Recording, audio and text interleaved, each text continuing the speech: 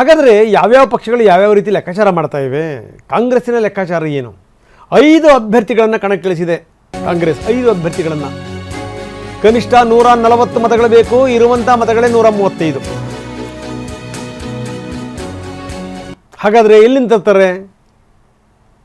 2 ಪಕ್ಷೇತರರನ್ನು, ಒಂದು ಸರ್ವೋದಯ ಪಕ್ಷದ ಕಡೆಯಿಂದ ಬಿ ಜೆ ಪಿಯ ಉಚ್ಚಾಟಿತ ಶಾಸಕರಿದ್ದಾರಲ್ಲ, ಅವರು ಏನಾದರೂ ಬೆಂಬಲ ಕೊಟ್ಟರೆ, ಈ ಸೋಮಶೇಖರ್ ಮತ್ತು ಶಿವರಾಮ್ ಹೆಬ್ಬಾರ್ ಬೆಂಬಲ ಕೊಟ್ಟರೆ 140ಕ್ಕೆ ಏರುತ್ತೆ. ಯಾವಾಗ 5 ಅಭ್ಯರ್ಥಿಗಳನ್ನು ಗೆಲ್ಲಿಸಬಹುದು. ಒಂದು ವೇಳೆ ಎಡವಟ್ಟಾದರೆ ಒಬ್ಬ ಅಭ್ಯರ್ಥಿ ಸೋಲ್ಬೇಕಾಗತ್ತೆ.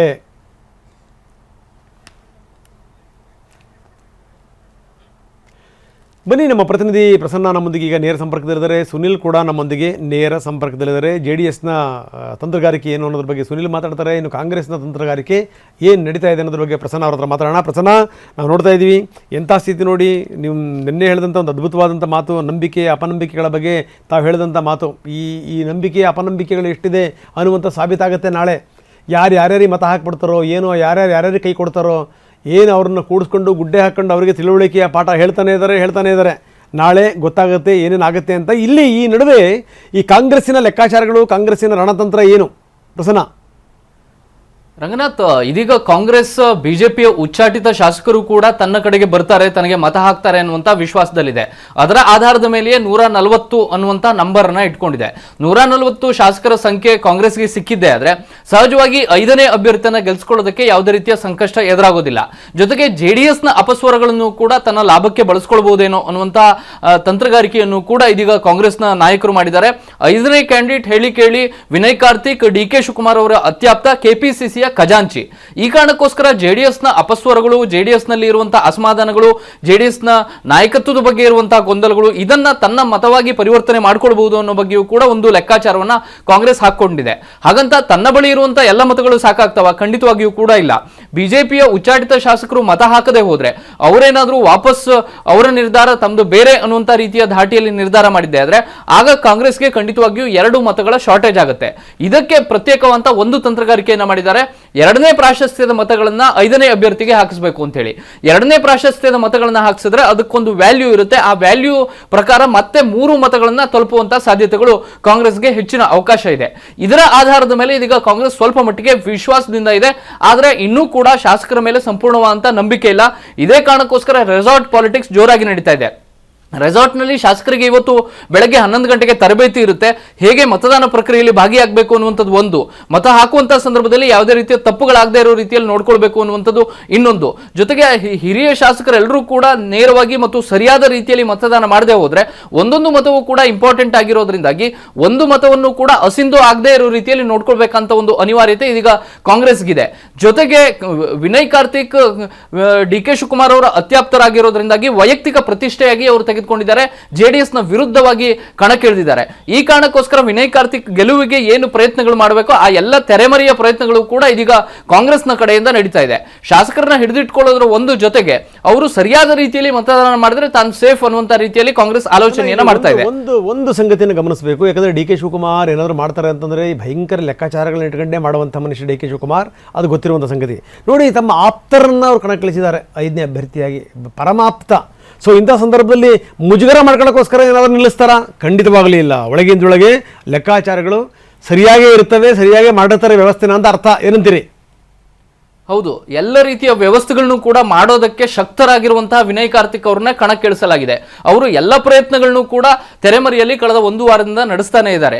ಹೇಗೆಲ್ಲ ಯಾರನ್ನ ಸಂಪರ್ಕ ಮಾಡಬೇಕು, ಏನು ಮಾತುಕತೆಯನ್ನು ನಡೆಸಬೇಕು, ಯಾವ ಆಫರ್ಗಳನ್ನ ಕೊಡಬೇಕು, ಅದೆಲ್ಲವೂ ಕೂಡ ಸರಿಯಾದಂತ ರೀತಿಯಲ್ಲಿ ನಡೀತಾ ಇದೆ. ಈ ಕಾರಣಕ್ಕೋಸ್ಕರವೇ DK ಶಿವಕುಮಾರ್ ಅವರು ಅತ್ಯಂತ ಕಾನ್ಫಿಡೆಂಟ್ ಆಗಿದ್ದಾರೆ, ಇಲ್ಲ ತನ್ನ 5ನೇ ಕ್ಯಾಂಡಿಡೇಟ್ ಗೆಲ್ಲುತ್ತೆ ಅನ್ನುವಂಥದ್ದು. ಹಾಗಂತ ಪೂರ್ಣ ವಿಶ್ವಾಸ ಯಾಕಿಲ್ಲ ಅಂತಂದ್ರೆ ಎದುರಾಳಿ ಪಾಳ್ಯದಿಂದಲೂ ಕೂಡ ಕಾಂಗ್ರೆಸ್ನ ಶಾಸಕರನ್ನ ಸಂಪರ್ಕಿಸುವಂತ ಕೆಲಸಗಳಾಗ್ತಾ ಇದಾವೆ. ಕಾಂಗ್ರೆಸ್ಗೆ ಯಾರು ಪಕ್ಷೇತರರು ಬೆಂಬಲ ಕೊಟ್ಟಿದ್ದಾರೆ 3 ಶಾಸಕರು, ಅವ್ರನ್ನ ಬೇರೆ ಬೇರೆ ದಾರಿಯ ಮೂಲಕ ಕಾಂಟ್ಯಾಕ್ಟ್ ಮಾಡುವಂತ ಕೆಲಸವನ್ನ ಕುಮಾರಸ್ವಾಮಿ ಅವರೇ ಮಾಡಿದ್ದಾರೆ ಅನ್ನುವಂಥದ್ದು ಕಾಂಗ್ರೆಸ್ಗೆ ಇರುವಂತಹ ಮಾಹಿತಿ. ಹೀಗಾಗಿ ಯಾರು ಯಾರನ್ನು ನಂಬುವಂತ ಪರಿಸ್ಥಿತಿ ಇಲ್ಲದಂತಹ ವಾತಾವರಣ ಈಗ ಇರೋದ್ರಿಂದಾಗಿ ಸದ್ಯಕ್ಕೆ ಎಲ್ಲರನ್ನೂ ಕೂಡ ಒಂದೇ ಕಡೆ ಸೇರಿಸಿ ಅವರ ವಿಶ್ವಾಸವನ್ನ ಗಳಿಸಿ ಯಾವ ಕಾರಣಕ್ಕೆ ಯಾವುದೇ ರೀತಿಯ ಗೊಂದಲಗಳಾಗಬಾರದು ಅನ್ನುವಂತ ಮೆಸೇಜ್ ಅನ್ನು ಕೊಡುವಂತ ಕೆಲಸವನ್ನ ಕಾಂಗ್ರೆಸ್ನ ನಾಯಕರು ಮಾಡ್ತಿದ್ದಾರೆ. ಸಂಪರ್ಕದಲ್ಲಿ ಮಾತಾಡ್ತೀನಿ. ಕ್ಷಮಿಸಿ, ಇನ್ನಷ್ಟು ನಾನು ಮಾತಾಡ್ತೀನಿ ನೋಡಿ. ಇದು ಸಂಗತಿ. ವಿನಯ್ ಕಾರ್ತಿಕನ್ನು ಕಣಕ್ಕಿಳಿಸಿದ್ರಲ್ಲ ಡಿ ಕೆ ಶಿವಕುಮಾರ್, ಲೆಕ್ಕಾಚಾರಗಳಿಲ್ದೇ ಇಳಿಸ್ತಾರ. Very Young and energetic leader, ಜೊತೆಗೆ ಏನಂದ್ರೆ ಅವ್ರನ್ನ ದೊಡ್ಡ ಲೀಡರ್ ಮಾಡಬೇಕು ಅನ್ನುವಂಥ ಲೆಕ್ಕಾಚಾರ ಡಿ ಕೆ ಶಿವಕುಮಾರರಲ್ಲಿದೆ. ಹಾಗಾಗಿ ಏನು ಅಂತಂದರೆ ಸರಿಯಾದಂಥ ಲೆಕ್ಕಾಚಾರಗಳನ್ನೇ ಮಾಡಿರ್ತಾರೆ. ಎಷ್ಟರ ಮಟ್ಟಿಗೆ ಸರಿಯಾದಂಥ ಲೆಕ್ಕಾಚಾರ ಅದು ನಾಳೆ ಗೊತ್ತಾಗುತ್ತೆ. ಇನ್ನು ಜೆ ಡಿ ಎಸ್ನ ಲೆಕ್ಕಾಚಾರಗಳೇನೇನು, ತೆನೆ ತನ್ನದೇ ಆದಂಥ ಲೆಕ್ಕಾಚಾರಗಳನ್ನು ಮಾಡ್ತಾ ಇದೆ. 18 ಜನ ಶಾಸಕರಿದ್ದಾರೆ, 108 ರಗಳೆಗಳಿದೆ ಒಳಗಡೆಗೆ. ಯಾರು ಇರ್ತಾರೋ, ಯಾರು ಕೈ ಕೊಡ್ತಾರೋ ಅನ್ನುವಂಥ ಭಯ ಭೀತಿ ಇದೆ. ಜಿ ಟಿ ದೇವೇಗೌಡರು ಮತ ಹಾಕ್ತಾರಾ ಅನ್ನೋದು ಕೂಡ ಪ್ರಶ್ನೆ ಹಾಗೇ ಇದೆ. ಅಸಮಾಧಾನಗಳು ಇದ್ದೇ ಇದೆ ಒಳಗಿಂದೊಳಗೇನೆ. 18 ಜನ ಶಾಸಕರ ಸಂಖ್ಯಾಬಲ, ಗೆಲ್ಲೋಕ್ಕೆ 28 ಓಟ್ಗಳು ಬೇಕು. ಏನು ಬಿ ಜೆ ಪಿಯ 6 ಮತಗಳು, ಈ ಒಂದಿಷ್ಟು ಬೇರೆ ಬೇರೆ ಲೆಕ್ಕಾಚಾರಗಳು, ಇವನ್ನೆಲ್ಲವನ್ನೂ ಕೂಡ ಇಟ್ಕೊಂಡು ಎಷ್ಟರ ಮಟ್ಟಿಗವರು ಮತಗಳನ್ನು ಪಡಿತಾರೆ. ಹೀಗಾಗಿ ಜೆ ಡಿ ಎಸ್ ಕೂಡ ರೆಸಾರ್ಟ್ ಪಾಲಿಟಿಕ್ಸ್ ಅನ್ನು ಶುರು ಮಾಡಿದೆ. ದೇವನಹಳ್ಳಿ ಬಳಿಯ ರೆಸಾರ್ಟ್ಗೆ ಜೆ ಡಿ ಎಸ್ ಶಾಸಕರು ಶಿಫ್ಟ್ ಆಗ್ತಾರೆ ಇವತ್ತು. ನೋಡಿ ಹಿಂಗಿದೆ, ಶಾಸಕರುಗಳೆಲ್ಲ ಹಿಂಡು ದಂಡು ಕಟ್ಕೊಂಡೋಗಿ ಆರಾಮಾಗಿ ರೆಸಾರ್ಟಲ್ಲಿ ಇದ್ದುಬಿಟ್ರೆ ಹೆಂಗೆ? ನಮ್ಮಲ್ಲೇನು ಚುನಾವಣೆಗಳಿಗೆ ಕಡಿಮೆನಾ? ಒಂದಲ್ಲ ಒಂದು ಚುನಾವಣೆ ಬರ್ತಿರುತ್ತೆ, ಒಂದಲ್ಲ ಒಂದು ಚುನಾವಣಾ ರಾಜಕಾರಣ ನಡೀತಿರುತ್ತೆ. ಜನರು ಸೇವೆ ಮಾಡೋಕ್ಕೆ ಟೈಮ್ ಇರಲ್ಲ ಕೆಲವು ಸಂದರ್ಭಗಳಲ್ಲಿ, ಅಷ್ಟರ ಬಡಿ ಚುನಾವಣೆಗಳಾಗ್ತವೆ. ಸುನಿಲ್ ನಮ್ಮ ಜೊತೆಗೆ ಈಗ ನೇರ ಸಂಪರ್ಕದಲ್ಲಿದ್ದಾರೆ. ಸುನಿಲ್, ಜೆ ಡಿ ಎಸ್ನ ಲೆಕ್ಕಾಚಾರಗಳೇನು? ಜೆ ಡಿ ಎಸ್ಗೆ ಇದೊಂದು ದೊಡ್ಡ ಚಾಲೆಂಜ್. ಎಷ್ಟರ ಮಟ್ಟಿಗೆ ಇರುವಂಥ ಸಂಖ್ಯಾಬಲವೇ ಕಡಿಮೆ. 18 ಇಟ್ಕೊಂಡು ಇವರು 28 ಹೊಂದಿಸ್ಬೇಕು ಅಂದರೆ ಸಾಮಾನ್ಯ ಸಂಗತಿನ? ಏನು ನಡೀತಾ ಇದೆ ಜೆ ಡಿ ಎಸ್ ಪಾಳ್ಯದಲ್ಲಿ?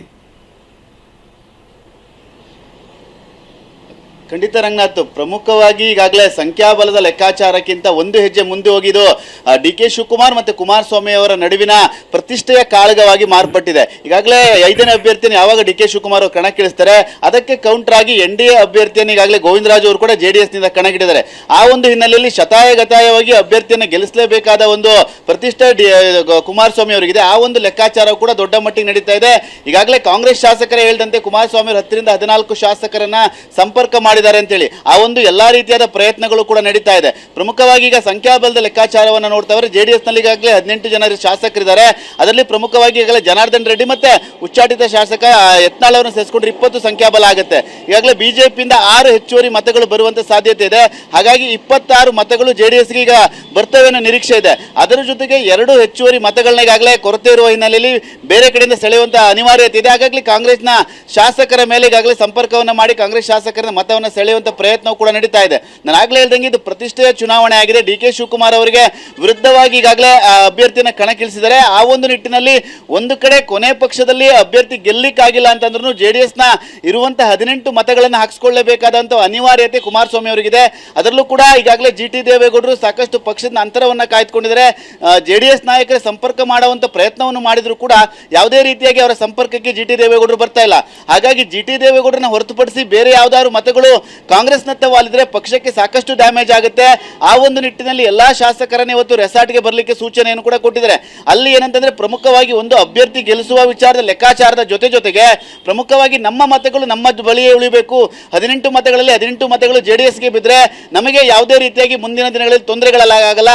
ಇದೇ ಮತಗಳನ್ನ JDS ನಿಂದ ಮತಗಳು ಕಾಂಗ್ರೆಸ್ ಕಡೆ ಚೆದರಿದ್ರೆ ಬೇರೆ ರೀತಿಯಾದ ಸಂದೇಶವನ್ನ ಕೊಟ್ಟಂಗಾಗುತ್ತೆ. ಮುಂಬರುವ ಚುನಾವಣೆಗಳಿಗೆ ಸಾಕಷ್ಟು ಎಫೆಕ್ಟ್ ಆಗುತ್ತೆ ಅನ್ನೋ ಲೆಕ್ಕಾಚಾರದಲ್ಲಿದ್ದಾರೆ. ಆ ಒಂದು ಹಿನ್ನೆಲೆಯಲ್ಲಿ ಈ ಒಂದು ಪರಿಷತ್ ಚುನಾವಣೆ ಪ್ರತಿಷ್ಠೆಯ ಕಾಳಗವಾಗಿದೆ. ನಾಳೆ ನಡೆಯುವಂತ ಚುನಾವಣೆಯಲ್ಲಿ ಯಾರು ಯಾರ ಕಡೆ ವಾಲ್ತಾರೆ, ಯಾವ ಮತಗಳನ್ನ ಯಾರು ಸೆಳೆದಿದ್ದಾರೆ ಅಂತೇಳಿ ನಾಳೆ ಸಂಜೆ ಹೊತ್ತಿಗೆ ಗೊತ್ತಾಗುತ್ತೆ. ಹಾಗಾಗಿ ಮಳೆಗೆ ಬಿರುಕು ಏನಂದ್ರೆ ಪ್ರಮುಖವಾಗಿ ಆ ಬಿರುಕು ಗೋಡೆಗೆ ಮಳೆಯೇ ಶತ್ರು ಅನ್ನೋ ಹಾಗೆ ಗೊಂದಲ ಇರುವಂತ ಪಕ್ಷದಲ್ಲಿ ಅಸಮಾಧಾನಿತರ ಶಾಸಕರ ಶತ್ರು ಅನ್ನೋ ಲೆಕ್ಕಾಚಾರಗಳು ಕೂಡ ನಡೀತಾ ಇದೆ.